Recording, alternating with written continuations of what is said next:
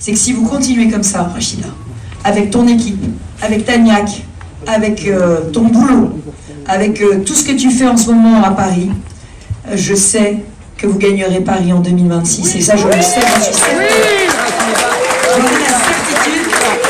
Et sachez-le, moi, je ferai tout pour vous aider à regagner Paris, parce que cette ville est saccagée aujourd'hui. Saccagée par Anne Hidalgo et son équipe. On n'a pas eu le temps de faire suffisamment, de débusquer suffisamment Anne Hidalgo en 2015. Rachida a pris à l'arrache le flambeau. Je sais, parce que j'ai vécu la même chose en 2010 quand j'ai repris le flambeau de l'opposition pour la régionale. La première campagne est toujours très très difficile, parce qu'il faut remettre tout d'équerre, il faut remettre tout le monde en confiance, il faut repartir à l'assaut, il faut se mettre à manger tous les dossiers, il faut prendre tous les sujets. Et Rachida arrivait avec quand même beaucoup de territoires qui avaient été abandonnés par la droite. Et elle les a repris, tous les quartiers populaires, un par un.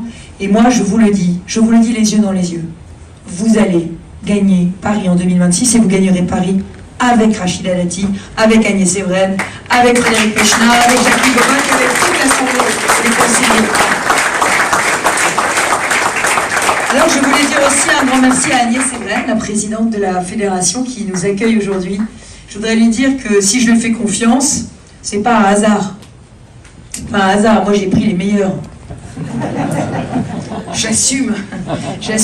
Je suis aussi un petit peu directeur des ressources humaines, directrice des ressources humaines en Ile-de-France, donc j'essaye de promouvoir les talents, et Agnès a un immense talent.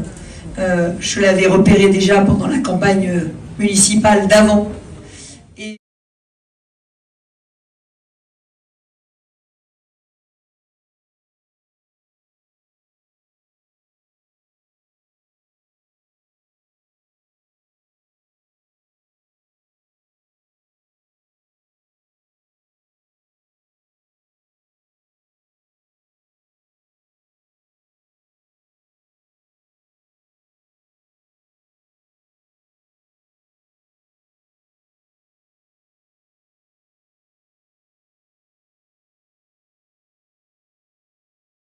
Dizaines, tous les ans, ils ont été condamnés pour des actes de terrorisme en France. Ils vont sortir de prison. Et nous avions proposé, les parlementaires de droite ont proposé, qu'on fasse des mesures de sûreté, comme Rachida en avait fait voter pour les criminels psychopathes. Donc pour les pédophiles, on peut le faire, mais aujourd'hui, eh bien, le gouvernement, pour les terroristes, eh bien, on ne peut pas le faire. Donc on a des bombes humaines qui sortent. Et il y a toujours de l'angélisme. Et le problème, c'est qu'Emmanuel Macron, il a les mots de la droite. Mais il a une majorité de gauche qui vote systématiquement contre tout. Vous savez bien qu'ils ont voté contre la suppression des tarifs réduits du pass Navigo pour les clandestins. 4 fois, ils ont voté contre la modification de la loi. Ce qui fait que je suis encore aujourd'hui obligée de donner les passes Navigo à 50% de réduction aux étrangers en situation irrégulière. Ça me coûte 40 millions d'euros par an. C'est votre argent. Ben non, mais ils ont voté contre. C'est la REM, c'est En Marche. Donc dites-le autour de vous, dites-le à tous les électeurs de la droite qui pensent qu'Emmanuel Macron est de droite. Il n'est pas de droite et il ne fait pas respecter la loi. C'est une prime à l'illégalité. Et il n'y a aucun autre pays qui le fait. Donc, moi je le dis, quand on vient en France, c'est pas pour les allocs. Si on met des aides sociales pour les clandestins, comment voulez-vous qu'il n'y ait pas un appel d'air? Voilà. Donc il faut remettre de l'ordre dans le pays. Ça, c'est la première chose qu'on fera, l'autorité. La deuxième chose qu'on fera, c'est remettre de l'ordre dans les comptes.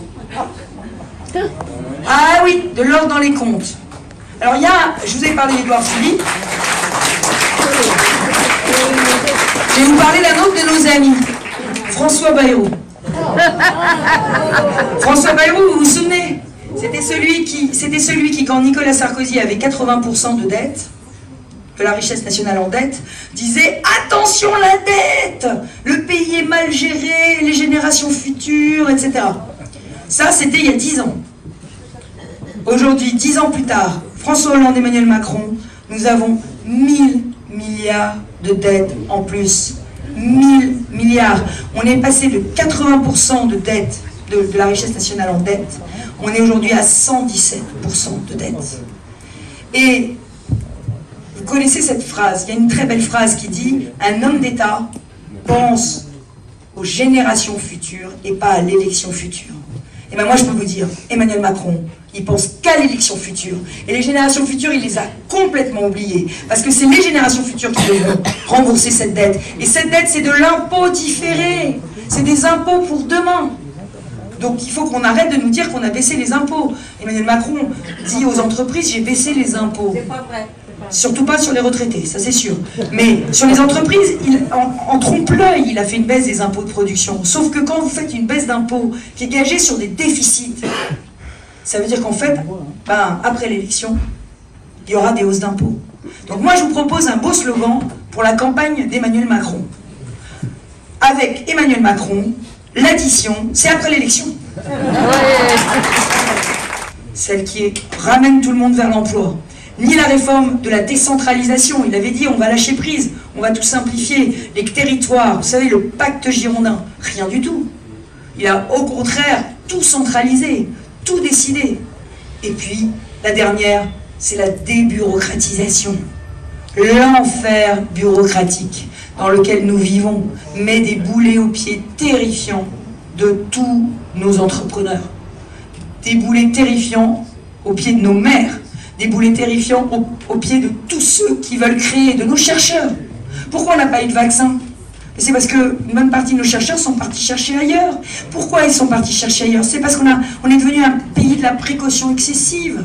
Trop de normes tuent l'initiative. Trop de normes tuent l'innovation, tuent la création. Donc il va falloir débureaucratiser. Alors moi, je ne vais pas y aller par 4 chemins. Je vais faire un comité de la hache.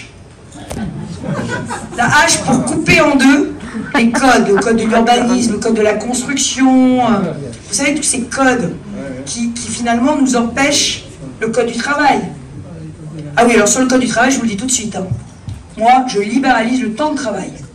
Aujourd'hui, on est à l'heure du télétravail, on est à l'heure des réseaux numériques, c'est absurde de vouloir mettre tout le monde, mais là encore, l'uniformité crée l'inégalité.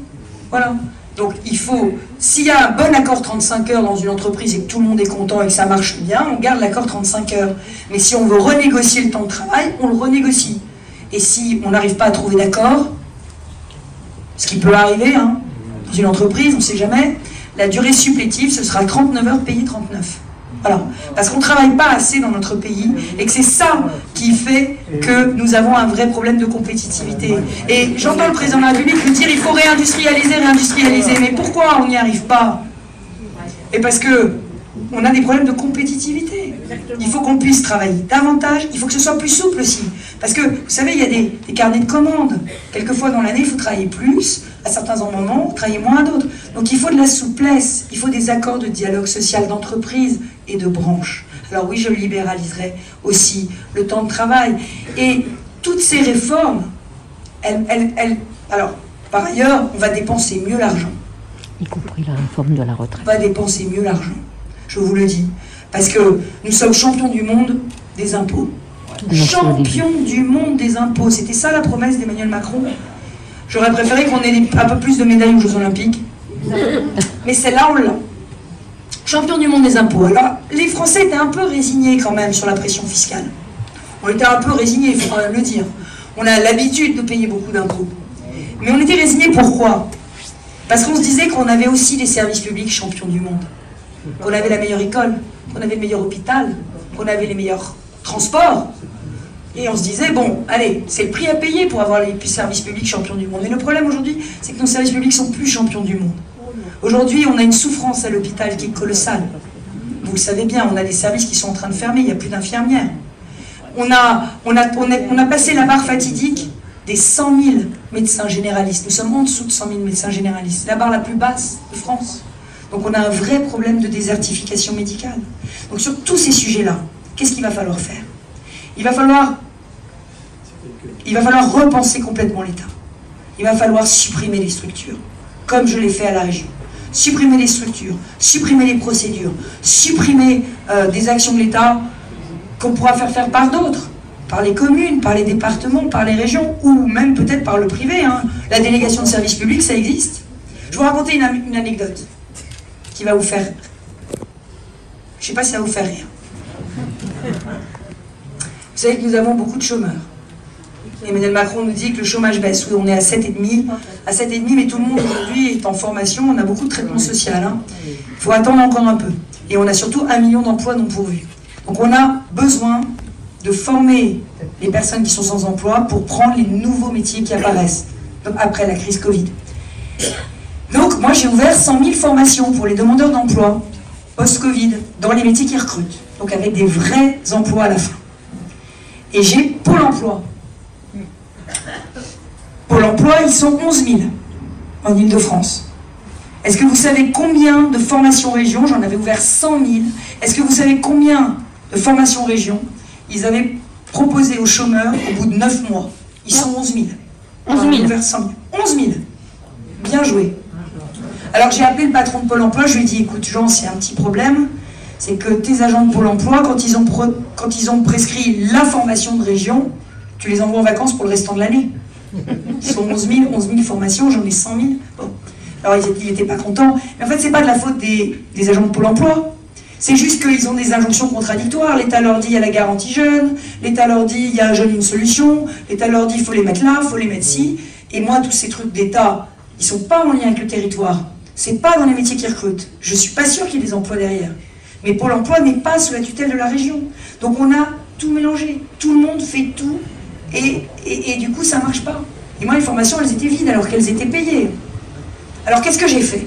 C'est là que vous allez sourire. J'ai fait un partenariat avec Le Bon Coin. Vous connaissez Le Bon Coin? J'ai appelé Le Bon Coin, j'ai appelé Staffme, j'ai appelé un certain nombre de sites internet et je leur ai dit, écoutez, est-ce que ça vous intéresse d'avoir le catalogue des formations région? Et ils nous ont dit, bah oui, ça nous intéresse énormément, parce que tous les demandeurs d'emploi qui vont venir sur Le Bon Coin, s'ils cherchent une formation, ils la trouveront. Ça nous a coûté 0 €. 0 € le partenariat avec Le Bon Coin. Et il y a plus de chômeurs qui se sont inscrits dans les formations région par Le Bon Coin que par Pôle emploi.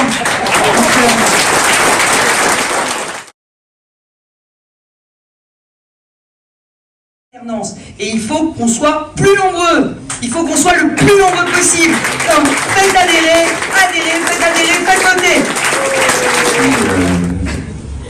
De ta candidature, je dirais. Il y a juste 2 points que je voulais signaler.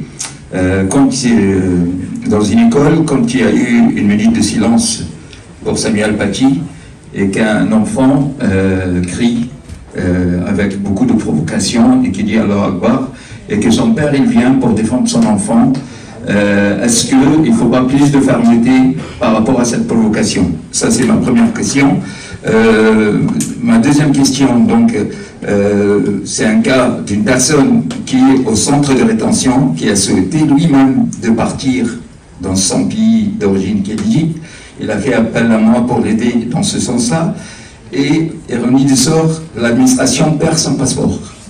Donc, il est encore au centre de rétention. Alors, tu vas nous donner ses coordonnées, on va l'aider à repartir. Voilà, donc on le fera.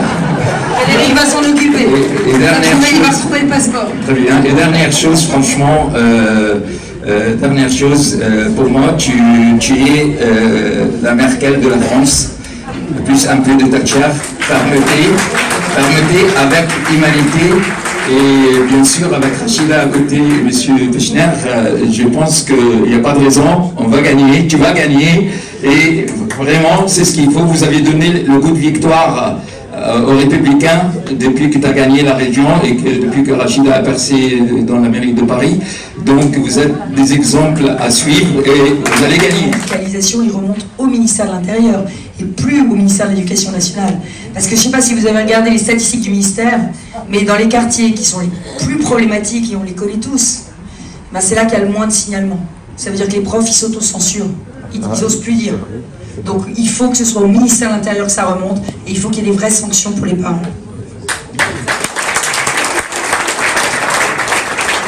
Et il faut qu'on protège nos enseignants, hein, tous. Absolument.